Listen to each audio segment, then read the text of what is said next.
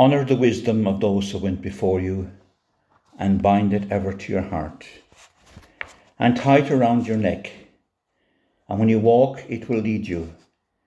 When you lie down, it will watch over you. And when you wake, it will talk to you. Today, we gather to say goodbye to my friend Rose Peters, a woman who welcomed me into her home in 321 many years ago, and we became very dear friends. She was a home from home whenever I visited Joburg, and Russell often wondered how we got on so well together, and perhaps our bond as teachers was something strong for both of us. Whatever it was, we had many deep conversations about faith, about school, the state of South Africa, the frustration of load shedding, and the night she said to me, "They'll come next and take our torches." So sitting here in Dublin this morning, I have many cherished memories of Rose.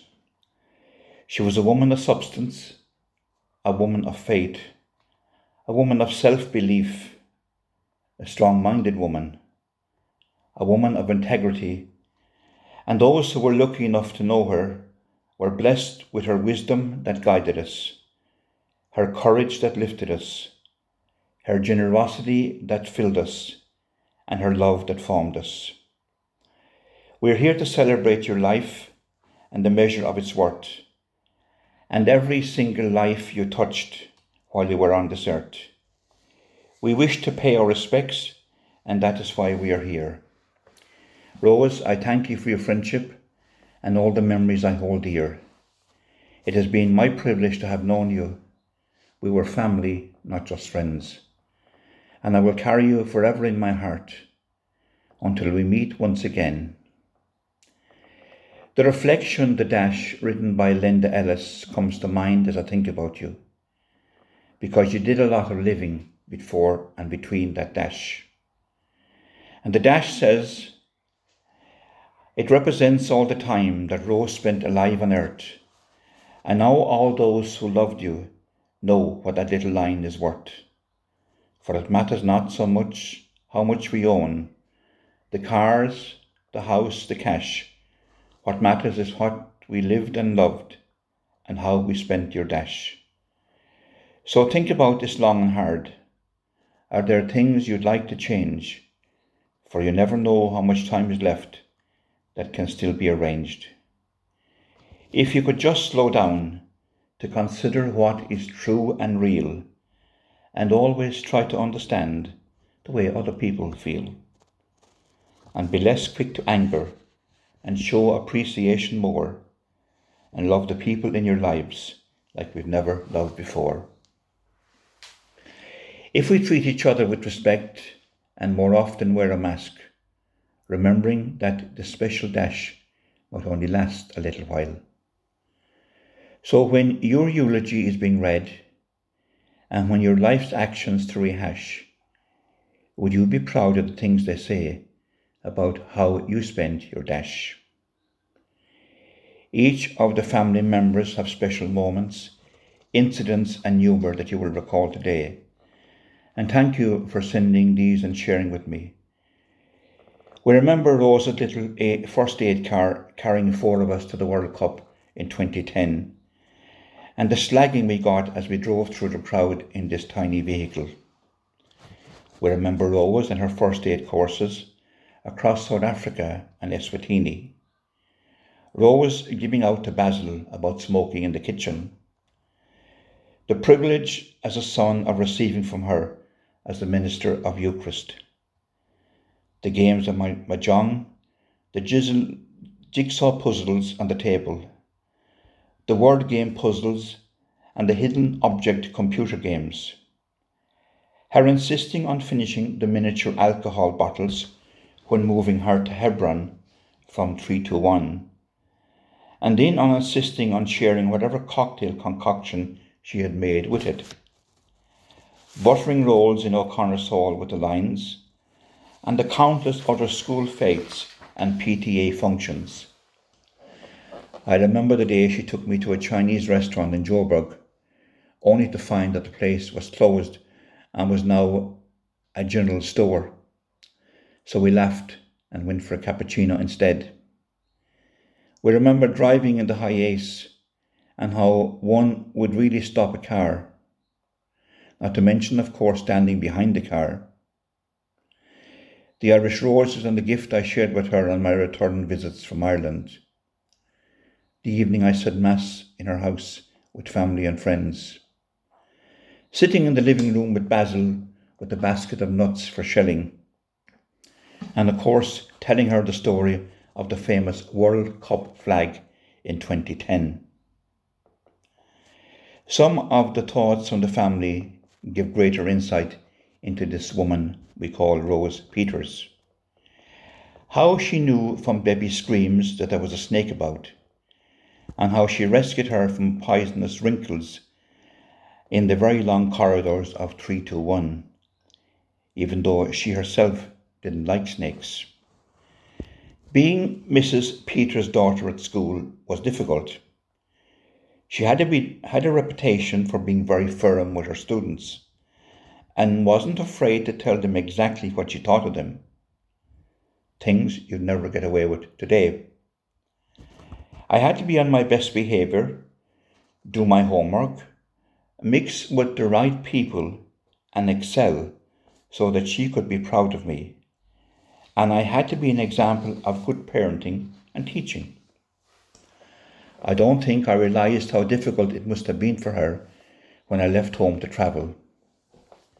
You're the one having all the adventures and meeting new people, and parents are left at home wondering exactly what kind of adventures you're having and how many people you're meeting. I think her worries were all for nothing when Simon came to Africa with me. He settled in well, got on with my mother and with Dad. And I remember sundowners after working in the garden, spring onion dip and Melba toast with shandies. Funny how she got drink into her in her later life. How proud and excited she was when she first met Éireann at the airport. She was the only one wearing a mask at the airport. What a trendsetter she turned out to be. Éireann falling asleep on her shoulder in the early days when she visited after Éireann's birth. The smile on both her faces was wonderful. Her little Miss Muffet. And when Éireann had just learned to walk, watching her run on the grass underneath the willow tree at 321, which she thought was so funny because Éireann hadn't really felt grass before. And when Éireann started school, she came over to us for a month to help with the school drop-offs, and they enjoyed their time together while Simon and I were working. Mother loved her iPad, and she taught Éireann the joy of online puzzles and hidden item games. They were instantly challenging each other in some kind of game that they both enjoyed. And to be fair to Mother, she was way ahead because she allowed a lot more screen time. She loved the bush.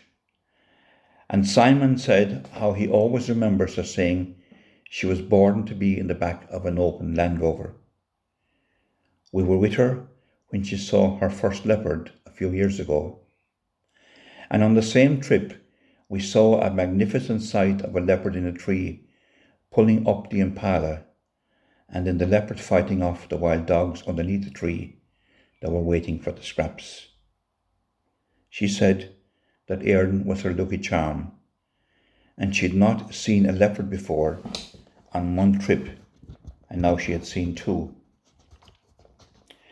Having a mother as a teacher had its blessings, but it also had its downsides. I recall my last year at school, we went to go to a nightclub, Plum Crazy. And Dad had said yes, but as always, you had to ask your mother. Well, it was a question of who is going, which boys are going, and we even had called our cousins Angus to check what it was like. Finally, she gave in and said I could go. And when I got on the bus the next morning and told the girls it was fabulous, because Mrs. Peters said it, it meant that the others would also be allowed to go too. Mom's strength as a teacher was in accounting and business economics, which is where I got a distinction. The only one in my year, and she was quite proud of that achievement. But sadly, we had fights trying to do maths homework, and they were never ending. Tears and stamping my feet, going around saying, "I don't understand." And it saw me do lower grade maths, which was in hindsight to save the family sanity. Moving from the suburbs to the sticks, as we called it, was an adventure, we thought. But stopping randomly to pick grass so we could lay them in 3-2-1 and starting a garden from scratch was where I think I got my appreciation for gardening. Mom was one of a kind, and we loved her dearly. But when we needed help at home economics, whether it was with sewing or cooking, we sadly couldn't turn to her. Rose was the only person I know who could not cook rice, and sure, sadly, I'm no better. So when I need rice, I buy it and put it in the microwave. If we had to make a cake for a cake sale, well, I remember having to add plenty of jam and filling to make it level. My dresses for school, the hem was either up with staples or sticky tape, so we would pray that it never came out. She was so strict about our dresses. They had to be at our knees. We often would pull them up when we got on the bus. Since Basil passed away, Mom's cooking skills had improved, and she was making Lebanese pies that she had mastered. We would send her photographs each week of what we were growing, and I would often ask her for a recipe. But she had it because she would not like the main ingredients, so spinach pies had celery, spring onions, and so on, and little spinach as she didn't like it. Just recently, I had given her some planter boxes, and she would send us weekly upgrades as to what veggies were growing. As one, our parents gave us a passion for travel. They never stopped us getting on a plane, and yes, they may have worried internally, but they wanted us to see the world and experience it for what it had to offer. I remember Mom saying she would have shares in Janssens Airport. That's the airport in Joburg, now called Oliver Tambo. Rose had a sense of adventure. Whether you gave her a map or showed her where the bus stop was, she made her way around Brisbane City. All was on the lookout for the local Red Cross office to see if they had new learning aids, or walking the streets of Glasgow in the rain, looking for a Franciscan crucifix. Going down the water slides at the water park or on the water. We all know Rose was stubborn, and I think we all have that in us. When we were last with her in the UK for my 50th, we stopped frequently to point out points of interest, just so she could have a breather. But she amazed us with her endurance, especially with the hills in Edinburgh. Vince, the newest member of the family, loved her dry sense of humour, the sneaky grin, the glint in her eye after comments that had amused him, and the online banter the two had after this trip was priceless. Rose, my friend, you may be gone from sight, but not from my heart. And having you as my friend in my life helps me to appreciate the true worth of eternal friendship.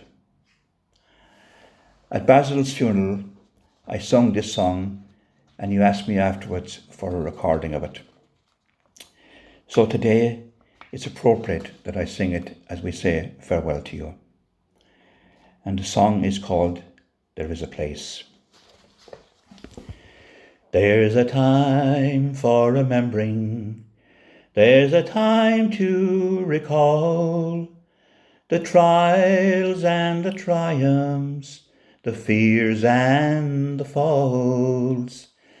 There's a time to be grateful for moments so blessed, the jewels of our memories, where love is our guest. There is gold that is gleaming in a past we once knew, in our tears and our laughter, 'twas love brought us through. There's a road we have travelled, where sunlight has kissed, that carries us onwards when loved ones are missed. There is treasure in our fields, there is treasure in our skies, there is treasure in our dreaming, from the soul to the eye. So wherever we gather, in the light of God's grace, and for all whom we remember, there will ever be a place. There's a promise of God written in the stars for all who may travel, no matter how far. God will be your companion each journey you make, in the shadow of loved ones to lighten your way. At the quiet of the evening, at the close of each day, we will rest on our journey, to the Lord we will pray. May we thank God for blessings, for the moments we shared, as we seek for tomorrow, close by us you'll stay. There is treasure in our fields, there is treasure in our sky, there is treasure in our dreaming, from the soul to the eye. For wherever we gather, in the light of God's grace, and for all whom we remember, yes, for all whom we remember, yes, for all whom we remember, there will ever be a place. Goodbye, Rose. God bless and reward you for the wonderful life you led, and for the many ways you touched so many of us. You will be forever in our hearts.